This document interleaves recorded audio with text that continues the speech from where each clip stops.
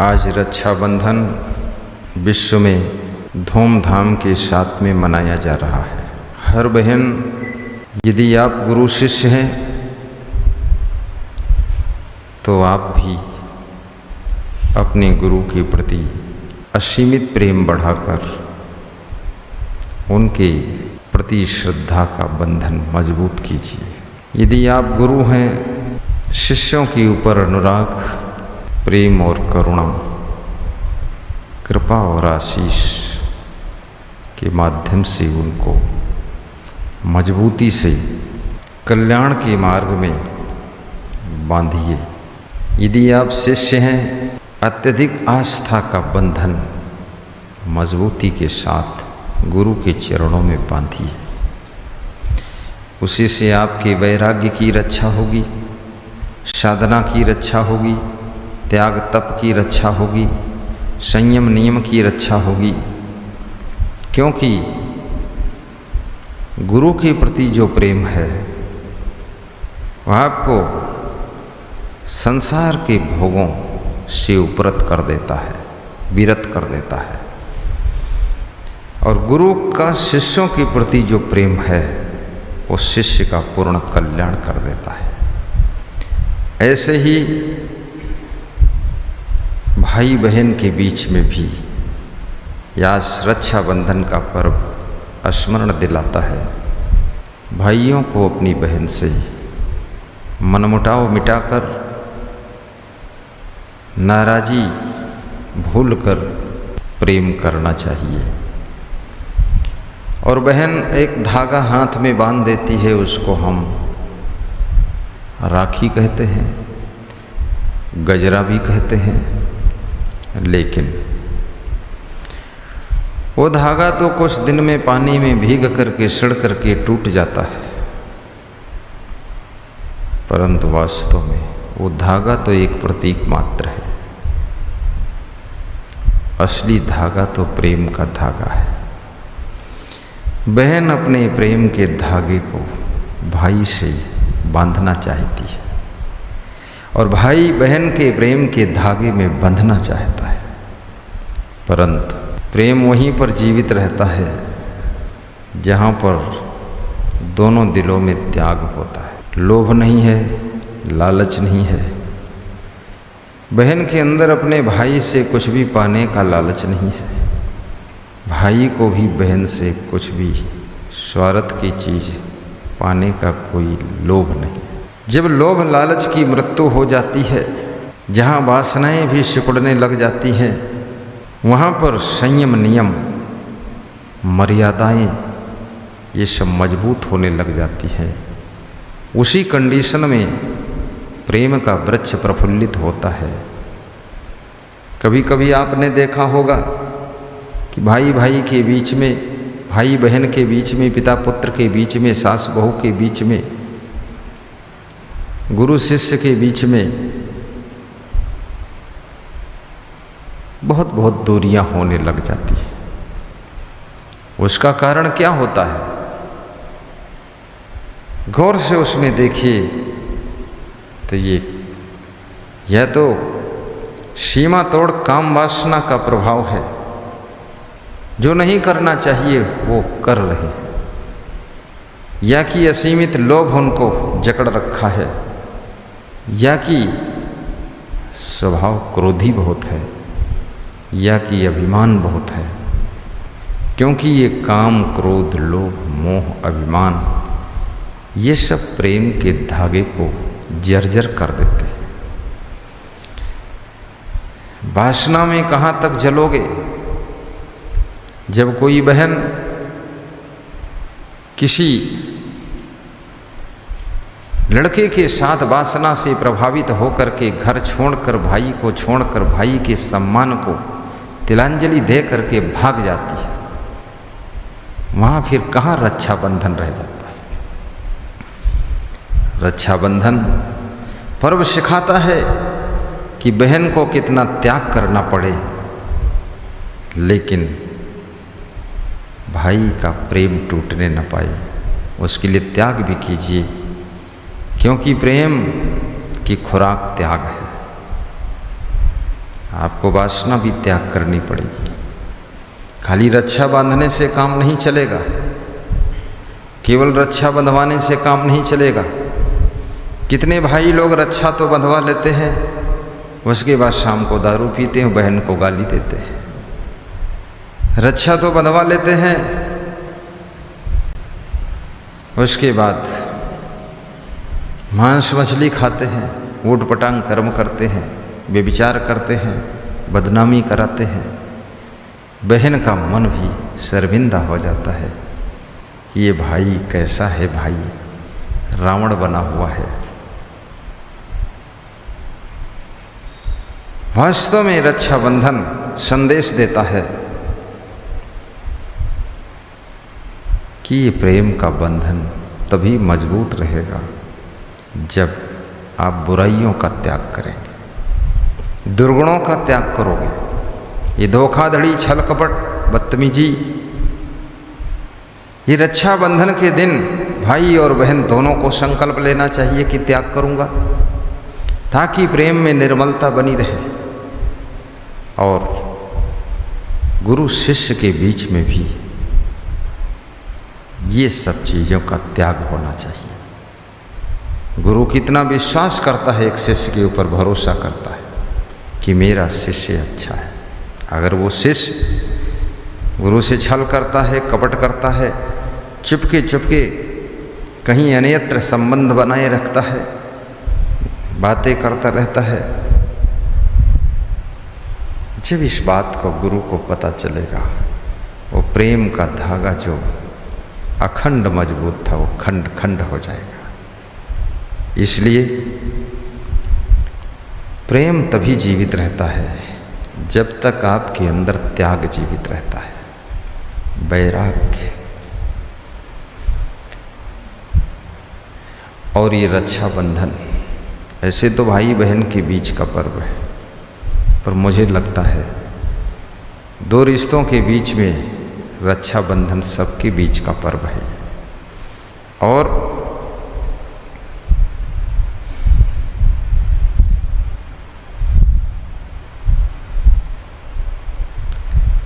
एक दूसरे की रक्षा करना ये तो मानव का परम धर्म ही है। ये फर्ज बनता है, अपना कर्तव्य बनता है। भाई बहन की रक्षा करे, बहन भाई की रक्षा करे, एक दूसरे के सम्मान की रक्षा करे, एक दूसरे की प्रतिष्ठा की रक्षा करे। यदि आपके कृत्यों से, आपकी दुष्कृत्यों से और आपके विचारों से, स्वभाव से, चरित्र से भाई का सम्मान गिरकर खाक हो जाता है, बहन का सम्मान राख हो जाता है, तो आपने रक्षाबंधन का अर्थ ही नहीं समझा है। रक्षाबंधन का अर्थ ये है कि अपने भाई के प्रेम के लिए कुछ भी त्याग करना पड़े उसे त्याग कीजिए। गम खाना पड़े तो गम खा लीजिए, सहना पड़े तो सह लीजिए। एक भाई बहुत दुखी था, तो मैंने कहा क्यों दुखी हो?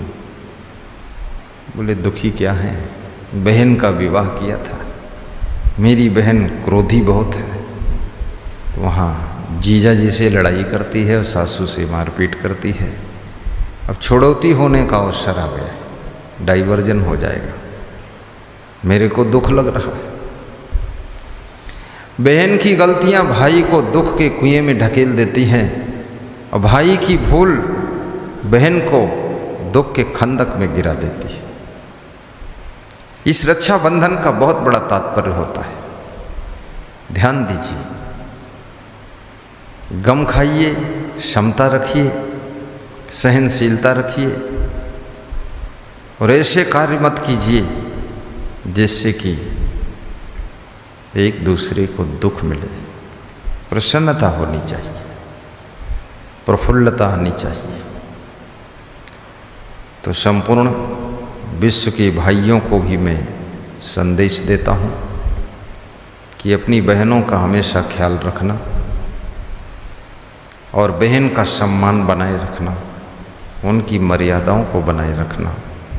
यदि कोई भूल चूक हो जाए बहनों से, उनको समझा देना, क्षमा भी कर देना और उनको निभाना। बहनों को भी मैं समझाना चाहता हूँ कि ऐसी गलतियाँ मत करो जिससे भाई को पीड़ा हो, और ऐसे कार्य करो जिससे भाई बहन के बीच का प्रेम का बंधन कभी टूटे ना, अटूट बंधन रहे। और साथ में खान पान भी सुधारो। ये मांस, मछली, अंडा, नशा, शराब, जुआ, बीड़ी, सिगरेट, गांजा, चरस, तंबाकू, अफीम, भांग, व्यभिचार, अनाचार, दुराचार, भ्रष्टाचार, आलस्य, क्रोध, गुस्सा, ये सब त्याग कीजिए। ये जितने दुर्गुण हैं, वह भाई को बहन से, बहन को भाई से, पति को पत्नी से, सास को बहू से, बहू को सास से, गुरु को शिष्य से, एक दूसरे से सबको दूर कर देते हैं। दुर्गुण का अर्थ ही है आप कितना ही प्रेमी किसी के हैं, लेकिन दुर्गुण वही है जो तुमको उससे दूर कर देता है, उसी का नाम दुर्गुण होता है। दुर्गुणों को दूर करो। क्यों बुराइयां पाल कर रखा है? कितने बाप बेटे के बीच में बोलचाल बंद हो गई है, कितनी सास बहू में बातचीत बंद है, कितने गुरु शिष्य एक दूसरे को मिलना ही नहीं चाहते हैं, क्योंकि गुरु भी तबाह हो गया दुष्ट शिष्यों से। अब वो सोचता है बस ऐसे ही ठीक है। ये सब बदमाशी छोड़ो, बदतमीजी छोड़ो, बेईमानी छोड़ो, चुट्टईपना छोड़ो, छल कपट छोड़ो, कुकर्म छोड़ो और दुर्गुणों को दूर करो। जो दुर्गुणों को दूर कर देता है उसके परस्पर के प्रेम के धागे मजबूत हो जाते हैं, अखंड हो जाते हैं। दो के बीच के प्रेम को तोड़ने वाला दुर्गुण ही होता है। तुम्हारी श्रद्धा आस्था को नष्ट करने वाला भी दुर्गुण है।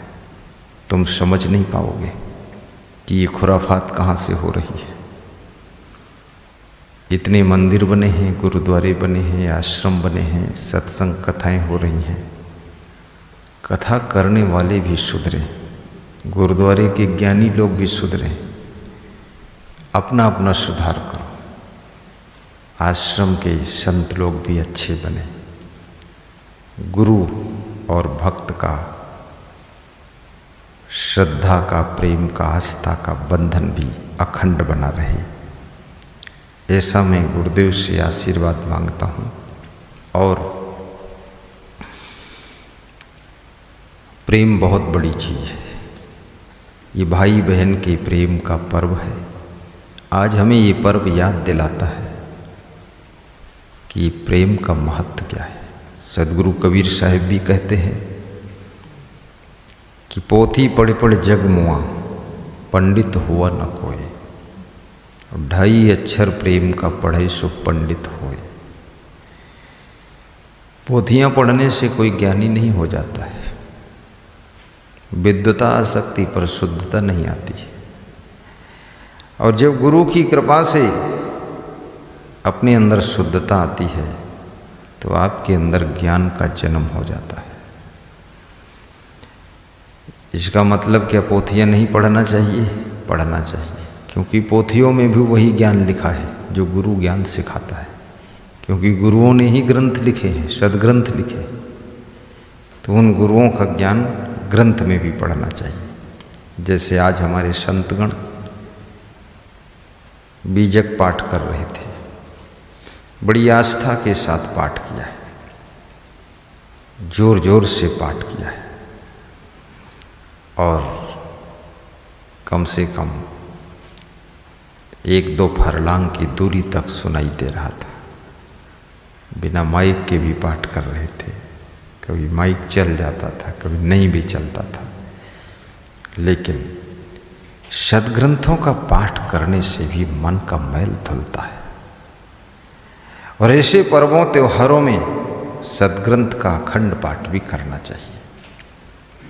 और प्रवचन भी सुनना चाहिए। विशेष आस्था के साथ बैठ कर के गुरुदेव का दर्शन भी करना चाहिए। पवित्र मन से उनका मार्गदर्शन लेना चाहिए। उनके प्रति करुणा भाव भी पैदा होना चाहिए। दुनिया के लोग एक दूसरे के मोह में रोते धोते हैं।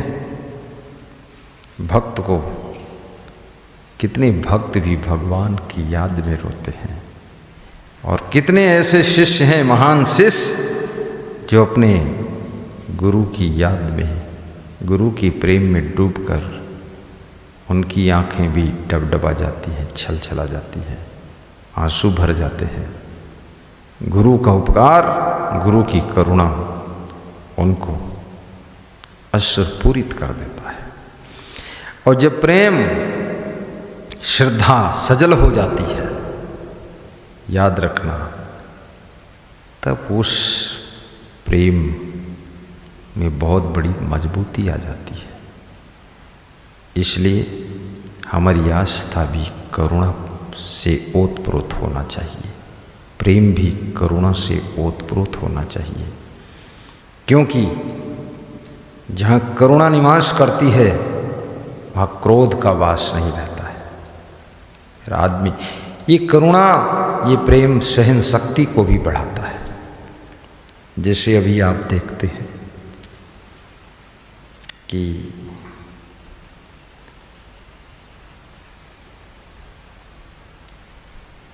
आपके जिससे प्रेम मानते हो, उससे कोई सामान टूट जाए तो तुम कहते हो कोई बात नहीं, और जिससे प्रेम नहीं मानते हो, 2 पैसे का सामान भी टूट जाए तो तुम बहुत बड़ी बात पैदा कर देते हो, उलझन पैदा करते हो। प्रेम क्षमा भी करता है, प्रेम सह भी लेता है, प्रेम गम भी खा लेता है। प्रेम के पाले पड़ करके स्वभाव भी सुंदर हो जाता है। जैसे लक्ष्मण का स्वभाव शेष अवतार थे बता रहे हैं, और शेष नाग तो क्रोधी होता, फुफकारता रहता है। तो ऐसे लक्ष्मण को भी क्रोध आता था, लेकिन राम के प्रेम के पाले में पड़कर, राम के प्रेम में डूबकर उन्होंने अपने क्रोध को बहुत काबू रखा है। जब तक राम का आदेश नहीं होता था तब तक वो किसी के ऊपर गुस्सा नहीं करते थे। अंदर अंदर चेहरे पर तो आ जाता था थोड़ा भाव, लेकिन ब्रेक लगा लेते थे, सह लेते थे। गुरु के प्रति अगर अथाह प्रेम है तो आप काम, क्रोध, लोभ, मोह, ईर्ष्या, द्वेष, अहंकार, चोरी, चपारी, ये जितने दुर्गुण हैं, बुराइयां हैं, इनको तुम आसानी से जड़मूल से नष्ट कर सकते हो, जीत सकते हो। ये गुरु के प्रति की श्रद्धा की शक्ति सारी बुराइयों के ऊपर विजय प्राप्त करने में आपकी बहुत बड़ी सहायता करती है। क्योंकि आज गुरु के प्रेम में ही आप लोग त्याग वैराग्य से बैठे हुए हैं। जब प्रेम कम होने लगता है, उपासना घटने लगती है, तो वासना का प्रकोप बढ़ना शुरू हो जाता है।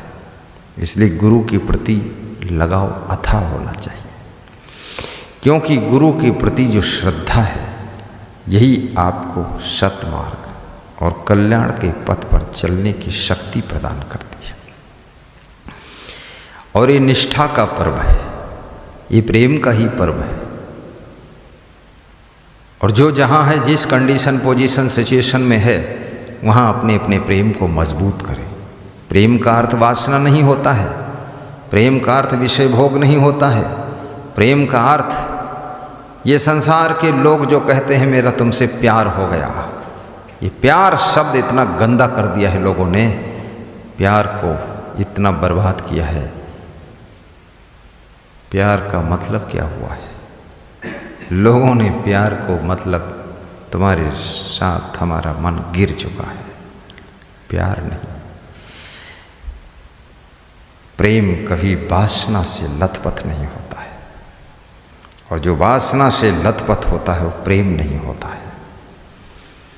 जो लालच से भीगा हुआ प्रेम है वो प्रेम नहीं है, वो स्वार्थ के कारण ही एक दूसरे से जुड़ा जा रहा है।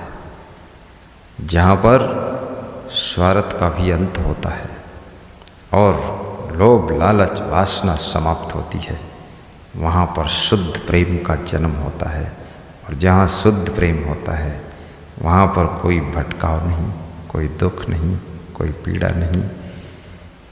आप विचार करो, जिस समय आपका मन निर्मल होता है, शुद्ध प्रेम से भरा होता है, उसको देखते ही तुम कितने खुश होते हो, बड़े प्रसन्न होते हो, मुस्कुरा देते हो, आनंद आ गया। वासना आपके शुद्ध प्रेम को गंदा करती है और लालच प्रेम को विकृत करता है। अहंकार प्रेम के टुकड़े कर देता है और क्रोध प्रेम को नष्ट करता, भस्म करता है। और याद रखना, ये मोह भी प्रेम का दुश्मन है। धृतराष्ट्र को दुर्योधन के प्रति मोह था। उस मोह के कारण पांडवों के प्रति प्रेम भी खत्म हो गया था और अन्याय प्रारंभ कर दिया था। इसलिए मोह में भी मत फंसो। और मोह में डूबा हुआ इंसान जिसके प्रति मोह करता है उसको कभी सही मार्गदर्शन नहीं दे पाता है, उचित बात नहीं कह पाता है, नीति की बात नहीं कह पाता है। जो माताएं बहनें अपने बच्चों को बहुत मोह करती हैं, बच्चा बिगड़ता जा रहा है, गलती करता जा रहा है, लाइन आउट होता जा रहा है, लड़की बिगड़ती जा रही है, उसके सिर पे हाथ धर के उसके मुंह को पकड़ कर, गाल पकड़ कर, हाय मेरा लाल बहुत अच्छा। लाल नहीं है, ये काल है, ये लल्ली नहीं है, ये डल्लम डल्ली है। इसके चक्कर में कहाँ फंसी हुई हो तुम? अरे इसको टाइट कीजिए। अनुशासन इंसान को महान बनाता है। प्रेम अनुशासन से भरा हुआ होता है। मोह अनुशासन को किनारे रख देता है, नियम संयम को किनारे रख देता है।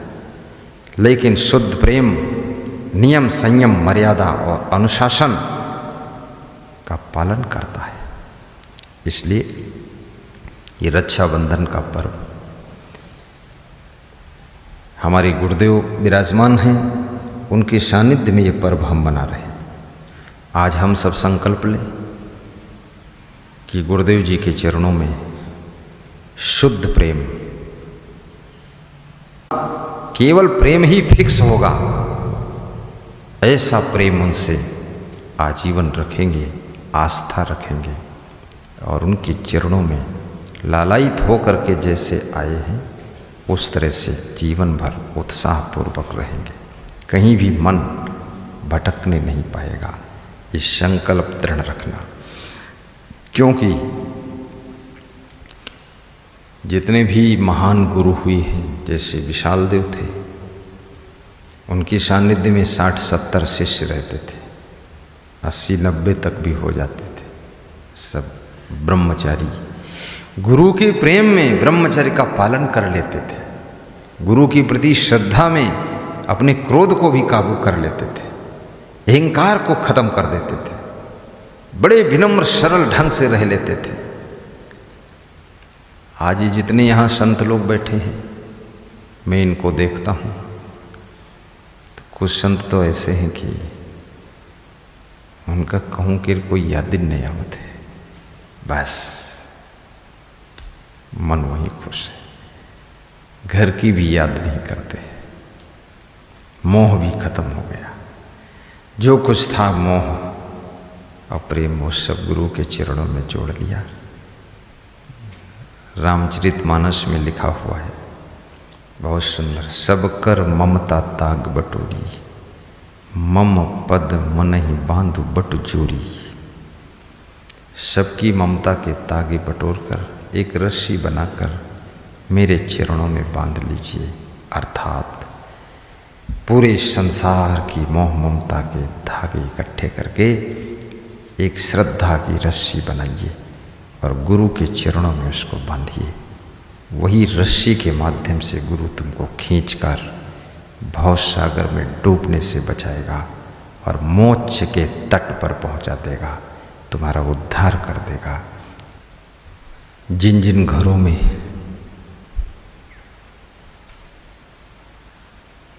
रक्षाबंधन का पर्व मनाया गया है, या जिन जिन संप्रदायों में, मजहबों में ना भी मनाया गया हो, या आज का सत्संग उनके लिए भी अमृत के समान है, क्योंकि प्रेम के संबंध में सीख देने वाला सत्संग है। आप सभी को मैं धन्यवाद देता हूँ, शुभकामना करता हूँ।